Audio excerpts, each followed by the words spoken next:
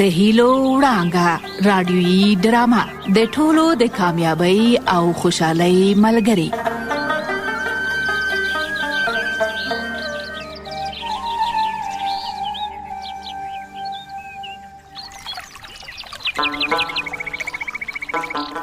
قدرمنو دوستانو، سلامونه او نیکی هیلې مې ومنئ.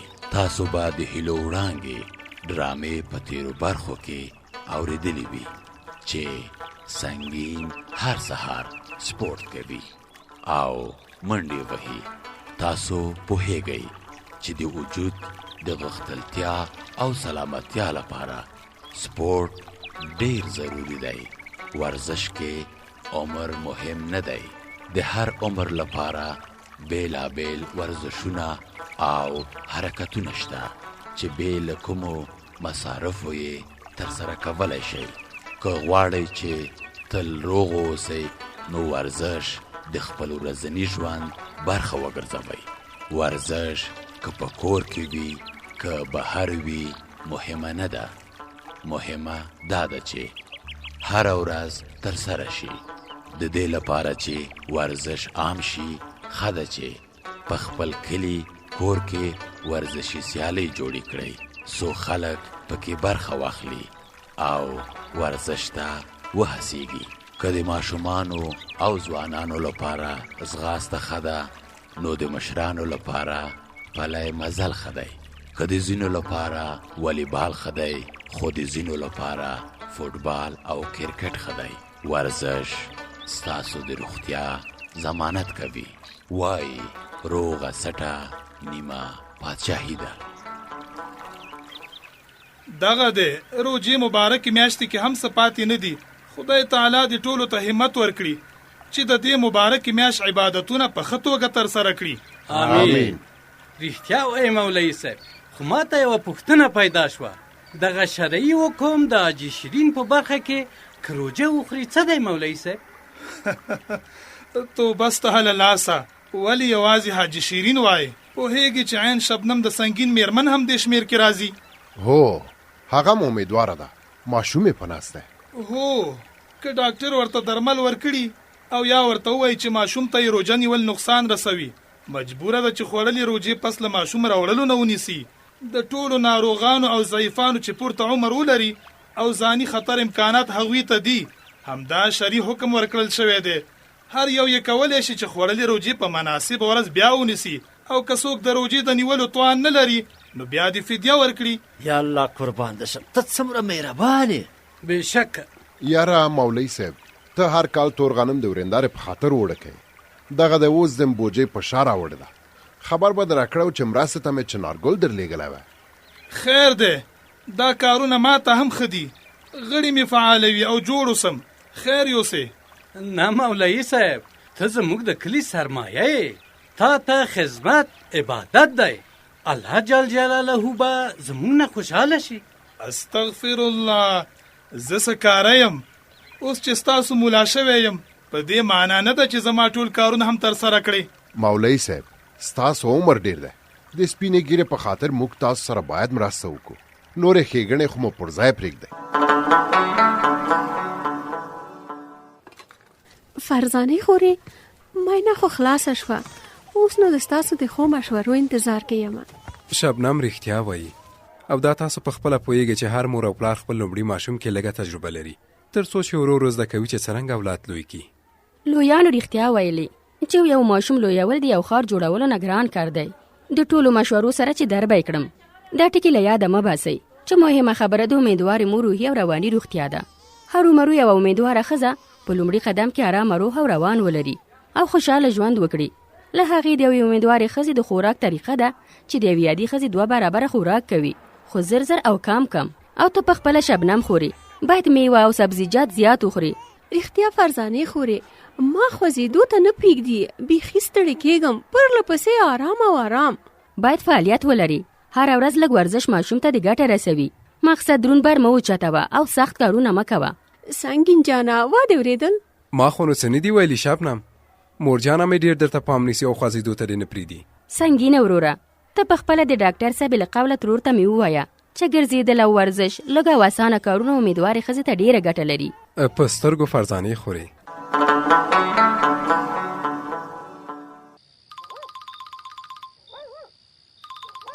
حول ولا د شپې په دې وخت کې څوک دی چې دغسې زنګونه وهي؟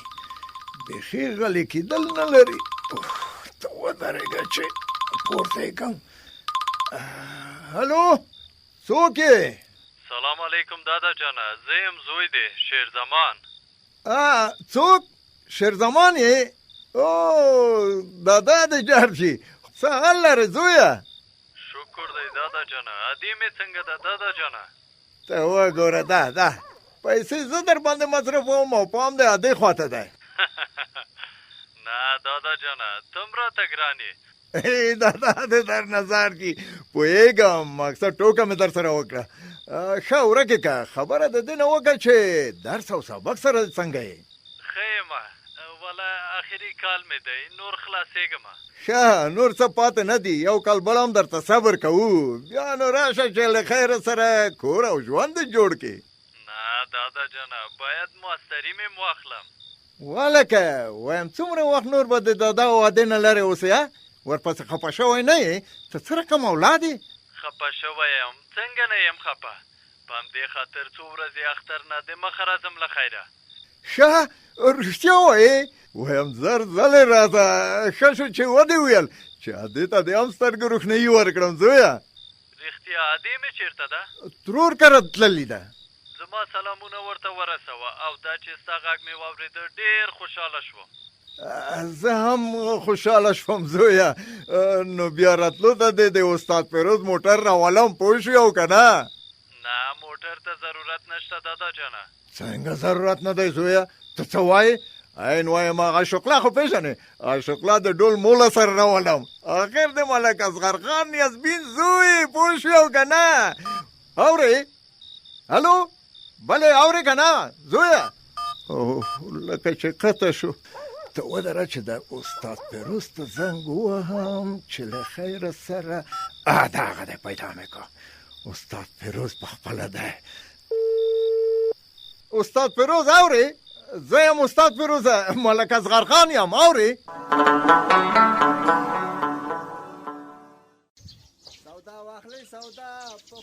مور جانې، شبنم خورې، غونچه ګل ماما راغی.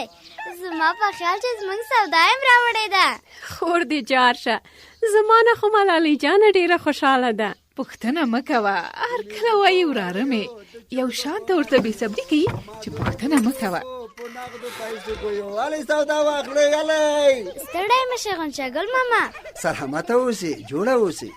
ستړی مشه غونچه ګل وروره. سلامته اوسې شبنمې خورې. کومه سودا چې نوی مې درته ویلي وو راوړې دي؟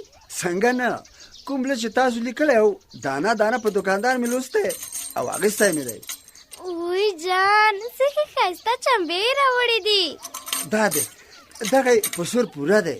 ګورې پوټکې یې سورې نه لري. دغه دی، ته خو چمبه هم وهلی شي. د دنیا کوم کار دی چې زه بلد نه یم. الله خیره د دلاور خان لمسی پیدا شي، حاجته شکلاته نشته، زه په خپله د خوشحالۍ چمبه وهم. پام کوه چې شکلا دې خبرې نه خبر نشي، کنې نور به دې د کلي کیم پرې نږدي. پوهېږې هغه اوس دا نعمت مصیبت سره وهي. بېغمه اوسه، د دلاور خان کډې ما سره ځان وهلی نشي. هغه که زور لري، زه ژبه لرم، ژبه داسې ملامت یې کم چې په خپله رانه بخشش وغواړي. مور جانې، دغه چمبه واخله، وګوره څومره ښایسته ده. غواړم د خپل وراره د زیږېدو په ورځ ښه چمبه ووهم چې بیا ونه وایي ترور مې زما په پیدا کېدو خوشحاله نه وه. ستا د مینې کنډوسي کې نجار شمه. ته ودرېږه چې غونچه ګل زموږ سودا راوښیي. دغه دی، جرنګانه هم ورته واخله. ماشوم په خپله سم جرنګانه دی. لا تر اوسه د دې لوبو سامان اخیستو ته وخت شته. قربانې شمه د خپلې ترور جرنګانه. زه ستا ساعت به م ښه تېر شي، داسې جرنګانه به مو نصیب کې شي چې ټوله شپه به مو خوب ته نه پرېږدي. دا دې خورې، دا د ماشومانو تیارې رنګه جامې. اوس خو هلک و نجلۍ معلوم نه دي، ما ګلدار او رنګه واخیستلی. ښه دې کړي، خیر اوسې. دغه دی، دا م سپین او نرم سان چې ویلي مو ول. د ماشوم اوږې او ټټر دپاره چې تړی یې تر څو چې توقق نشي. توقق څه شی دی مورې؟ هغه خلک چې تا غوندې کولی نشي ماشوم سم په غېږ کې واخلي خوراکی توقق کېږي. مخکې له دې چې توقق شي باید غم یې وخورو. ولې نه وایې چې هسې په غېږ کې وانخلم؟ مه خفه کېږه ګرانې، زما هم نه دي زده، زما هم لومړۍ تجربه ده، زه هم ماشوم اخیستلی نشم. والکانو څه مو وکړل، تیار شوئ؟ زه خو تیار یم، همدا د ژرندې زاړه کالي مې اغوندم او بس. نه نو زړه دی چې د واده کالي واغوندې او د جومات کاږل ته لاړ شي. یاره کور دې له غلې ډک شه عاشقه، ولې خلک ځورئ؟ هسې یوه خبره وه له خولې مې ووته، بس تیار ناست دی چې په خلکو ګزارونه وکړي او خبره مرداره کړي. او رښتیا بوس زما له ویلۍ نه واخلئ او په خره یې بار کوئ، هر څو پیرې چې شوې ویسئ. داسې خو زموږ ټوله ورځ د بوسو په وړلو کې تېرېږي. دا دی بیا د دې بې عقلۍ خبره وکړه، کومه لارۍ درته کرایه نه کړو که څنګه؟ لا حول ولا توبه ستا د لاسه عاشقه، ولې مې په هره خبره کې کار لري؟ خیر دی، هر څو پیرې چې شوې خر هم تیار شته، د ثواب کار دی چې هر څومره ډېر کار وکئ پاک خدای تاسو ته ډېر اجر درکوي. سلام سلام ټولو ته سلامونه. وعلیکم السلام. ستړی مشه خیالي، ژوندی اوسې سردار اکا. وایم کور دې له غلې ډک شه خیالي ګله، لاس کې دې څه شی دی چې ځان سره دې راوړي؟ ډوډۍ ده، دا مې مور تیاره کړه، ویلې چې عاشق الله او چنارګل له نورو سره د جومات د کاږل په اشر اخته دي، ویلې چې زم غواړم په ثواب کې شریکه شم. دا زموږ له خوا یوسه. ته راځې خواکه چې زه یې وګورم څه یې راوړي. څه پوښتنې کوې؟ اوس د خدای خیر ورکړي، هر شی چې دی وروسته به یې وګورې. سړی بیخي شرموي په خدای. یاره وایم خوشې خبرې مه کوئ، که خبرې په پیسو وای دا دواړه به قرضدار وای. ښې دي چې خبرې په پیسو نه دي، که نه نو د دواړو له ټوکو ټکالو به بې برخې شوي وای. ای خیر ویسلې دې خبرې سره دی، که ته نه وای موږ د سردار اکا د خبرو نه خلاصېدو. موږ خو تیار یو، لاړ به شو چې ناوخته نه شي. زموږ ورځ خو ټوله دلته تېره شوه. چنارګله ته اول ډوډۍ ورسوه، زه خر اخلم بوس پې بارم او در وړم یې. وایم کور دې له غلې ډک شه، خل له تا سره بلد نه دی، نشي چې لغته در واچوي او هغې دنیا ته دې ولېږي. همداسې دواړه ځو او ډوډۍ له ځان سره وړو. ډېر جنجال مه کوئ، زه خپله ډوډۍ جومات ته رسوم او مولوي صاحب ته یې ورسپارم. وایم کور دې له غلې ډک شه، بلکل سمه ده، ورځه د خیره. ښه نو چنارګله درځه چې لاړ شو، هسې مو ورځ تېرېږي. راځه د خیره. درنو دوستانو، تاسو به اورېدلي وي چې ملالۍ تل له خپلو همزولو سره لوبې کوي او لوبو ته ډېره خوشحاله وي. لوبې د ماشومانو جسمي توازن او همغږي کې مرسته کوي. وزن لرونکي لغاتونه یا کلمې په بېلابېلو شکلونو ویل د ماشومانو ژبه پیاوړې کوي او د تلفظ او خبرو پر مهال ورسره مرسته کوي. په لوبو کې وار او ونډه اخیستل په ماشومانو کې له نورو سره د اړیکو ټینګولو مهم مهارتونه ورزده کوي.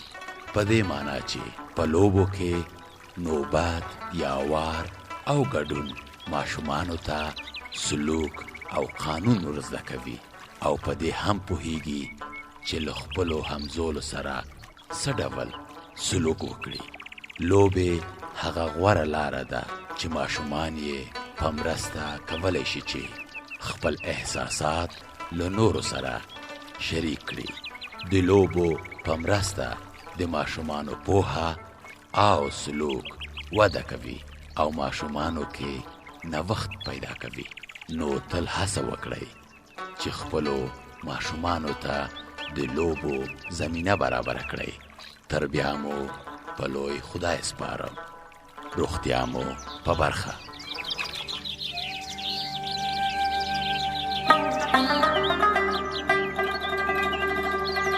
د هیلو وړانګه رادیويي ډرامه د ټولو د کامیابی او خوشحالۍ ملګری.